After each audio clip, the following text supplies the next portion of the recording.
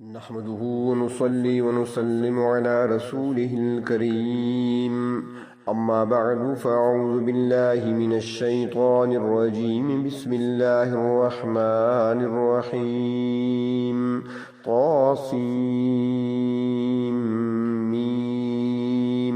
تلك آيات الكتاب المبين صدق الله مولانا العظيم اللهم صل على سيدنا محمد وعلى آل سيدنا محمد وبارك وسلم۔ اللہ تبارک و تعالیٰ کے لطف و کرم اور فضل و احسان سے سورۃ نمل مکمل ہوئی۔ اب سورۃ قصص کا آغاز کیا جاتا ہے۔ سورۃ القصص 88 آیات اور 9 رکوع پر مشتمل ہے۔ مکی صورت ہے، ہجرت سے قبل نازل ہوئی۔ مصحف کی ترتیب میں اس کا نمبر 28 ہے اور نازل ہونے میں اس کا نمبر 49 ہے، یعنی کہ اس سے پہلے 48 صورتیں نازل ہو چکی تھیں۔ سورت کا نام سورۃ القصص ہے اور قصص قصہ کی جمع ہے جس کا معنی ہے واقعہ یا کہانی۔ اس صورت میں حضرت موسیٰ علیہ السلام اور قارون اور کچھ دوسری اقوام کے واقعات بھی بیان کیے گئے ہیں، اس لیے اس صورت کا نام سورۃ القصص ہے۔ اس صورت میں چونکہ حضرت موسیٰ علیہ السلام کے تفصیلی واقعات بیان کیے گئے ہیں تو اس لیے اس صورت کا دوسرا نام سورۃ موسیٰ بھی بیان کیا جاتا ہے، مگر مشہور نام اس کا سورۃ القصص ہی ہے۔ سورۃ شعراء، سورۃ نمل اور سورۃ قصص یک کے بعد دیگر نازل ہوئی ہیں، اور یہ وہ وقت تھا جب مکہ والوں کی مخالفت زوروں پر تھی اور وہ ہر لحاظ سے مسلمانوں کو، اسلام کو اور پیغمبر اسلام کو راستے سے ہٹانے کی کوشش میں لگے ہوئے تھے۔ ہر حربہ استعمال کیا جا رہا تھا اور ظلم و تشدد کا بازار انہوں نے گرم کر رکھا تھا۔ تو اس صورت میں اللہ تبارک و تعالی نے 2 واقعات بیان فرمائے، اور ان 2 واقعات کے اندر لطیف اشارے ہیں۔ جو صورت پہلے گزری ہے سورۃ نمل، اس میں بھی 2 واقعات سنائے گئے۔ قوم سمود اور حضرت لوط علیہ السلام کی قوم کے واقعات سنائے تھے، اور اس کے اندر اشارے تھے مشرکین مکہ کے لیے، اور ان کو ایک طرح کی تنبیہ کی جا رہی تھی۔ اب اس صورت میں جو 2 واقعات سنائے جا رہے ہیں یہ اہل ایمان کو سنائے جا رہے ہیں، اور اہل ایمان کے لیے ان واقعات میں لطیف اشارے ہیں۔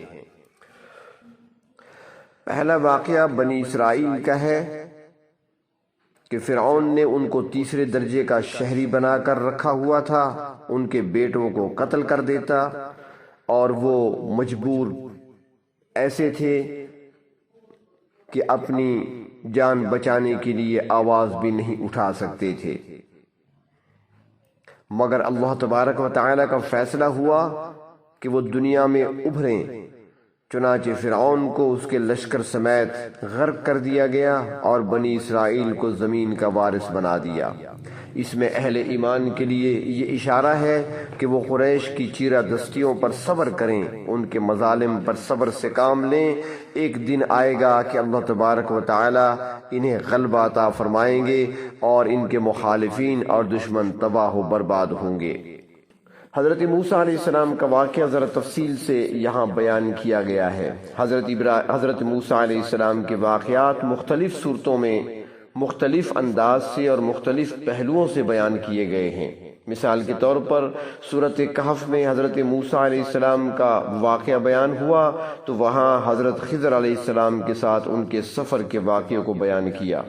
اسی طرح سورۃ طٰہٰ میں اللہ تبارک و تعالی نے حضرت موسیٰ علیہ السلام کی برگزیدگی کا خاص طور پر تذکرہ فرمایا۔ کہ ہم نے پسند کر لیا حضرت موسیٰ علیہ السلام کو رسالت کے لیے اور ان کا انتخاب کر لیا۔ پھر سورۃ شعراء میں حضرت موسیٰ علیہ السلام کا واقعہ بیان ہوا تو وہاں پر ان کے تبلیغی انداز کو بیان کیا گیا، ان کے تبلیغی پہلو کو نمایاں کیا گیا کہ انہوں نے اللہ تبارک و تعالی کا پیغام کس طرح فرعون اور فرعون کی قوم کو پہنچایا۔ اب اس صورت میں پھر حضرت موسیٰ علیہ السلام کا ذکر خیر ہونے لگا ہے، تو یہاں پر حضرت موسیٰ علیہ السلام کی پیدائش سے لے کر ان کے بچپن کے حالات کو بیان کیا گیا ہے اور ان کی تربیت کا تذکرہ ہے۔ تو پہلا واقعہ اس صورت میں حضرت موسیٰ علیہ السلام کا اور بنی اسرائیل کا ہے۔ دوسرا واقعہ اس صورت میں قارون کا بیان کیا گیا ہے۔ قارون وہ شخص تھا جس کے پاس بے حساب دولت تھی اور اس کو اپنی دولت پر بڑا ناز تھا، مگر وہ دولت خاک میں مل گئی۔ مکہ کے مشرکین کو بھی اپنے دولت پر بڑا ناز تھا، مگر اہل ایمان کو بتایا جا رہا ہے کہ وہ دیکھ لیں کہ قارون کے پاس کتنی دولت تھی جس کا کوئی حساب نہیں تھا، مگر وہ دولت اس کے کام نہ آ سکی۔ تو آج اگر مشرکین مکہ کو اپنی دولت پر ناز ہے تو دیکھ لینا ان کی دولت بھی ان کے کچھ کام نہیں آئے گی اور نہ دولت ان کو اللہ کے عذاب سے بچا سکے گی۔ تو اس صورت میں شروع سے لے کر آیت نمبر 42 تک حضرت موسیٰ علیہ السلام کے واقعے کو بیان فرمایا گیا ہے، اور پھر حضرت موسیٰ علیہ السلام کی کتاب تورات کا تذکرہ کرتے ہوئے جناب نبی اکرم صلی اللہ علیہ وسلم کی رسالت اور قرآن پاک کی حقانیت کا بیان شروع فرمایا۔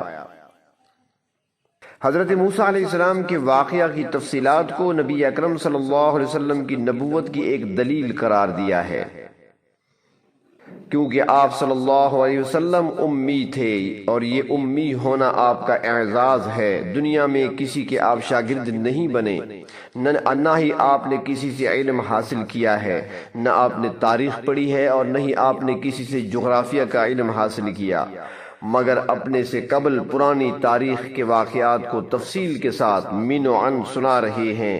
یہ دلیل ہے کہ یہ واقعہ اپنی طرف سے نہیں بلکہ اللہ رب العزت کی طرف سے وحی کے ذریعے آپ پہ نازل کیا گیا ہے۔ تو اس لحاظ سے قرآن پاک برحق ہے اور اللہ رب العزت کا کلام ہے، اور نبی اکرم صلی اللہ علیہ وسلم اللہ کے برحق پیغمبر ہیں، اور ساتھ ہی کفار مکہ کے کان بھی کھولے گئے ہیں کہ رسول بھیجنے کا مقصد اور قرآن پاک نازل کرنے کا مقصد اتمام حجت بھی ہے۔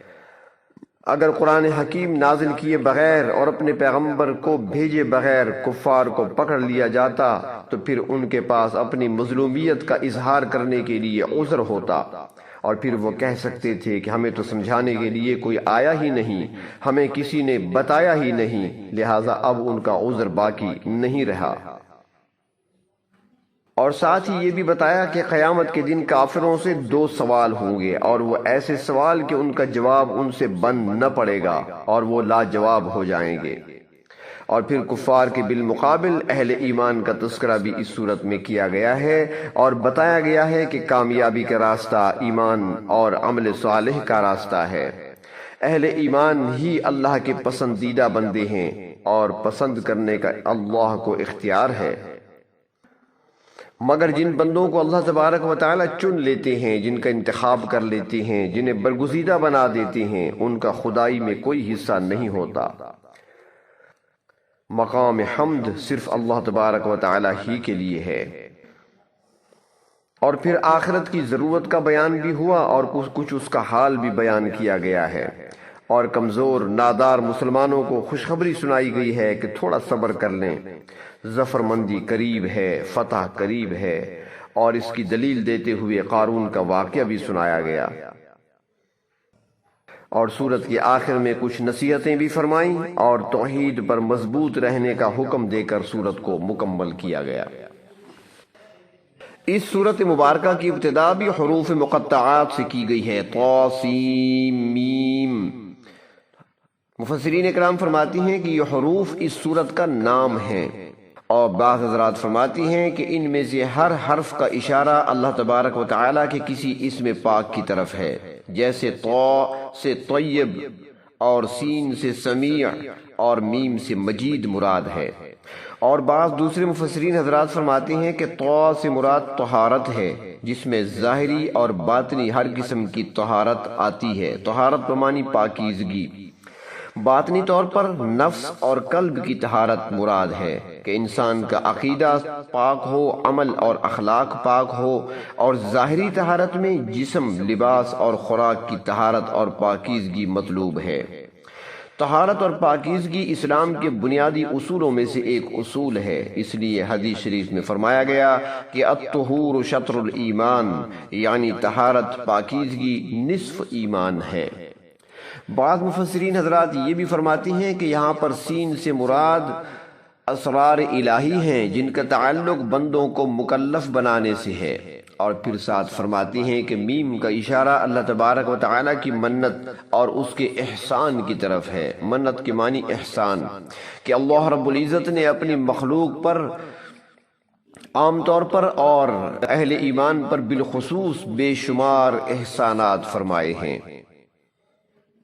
مفسرین اکرام نے قرآن کریم کو سمجھنے کے لیے اور اعتراض کرنے والے معترضین کے اعتراض کو دور کرنے کے لیے اور انہیں قرآن پاک کے قریب لانے کے لیے معانی تو بیان کر دیے، مگر حقیقت بات وہی ہے اہل علم کے نزدیک جو امام جلال الدین سیوطی رحمۃ اللہ علیہ نے فرمائی ہے۔ وہ فرماتے ہیں کہ ان حروف کے متعلق بہتر یہ ہے کہ اللہ اعلم بمرادہ بذالک، یعنی ان حروف سے حقیقی مراد اللہ تبارک و تعالی ہی جانتے ہیں، اور جو بھی اس کی مراد ہے ہمارا اس پر ایمان ہے، اور ہم اس کی تصدیق کرتے ہیں کہ وہ برحق ہے۔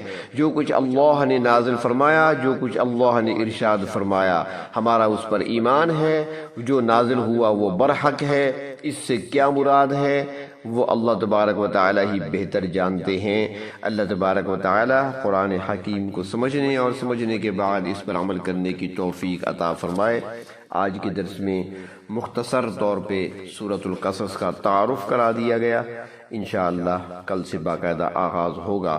وآخر دعوانا ان الحمد للہ رب العالمین۔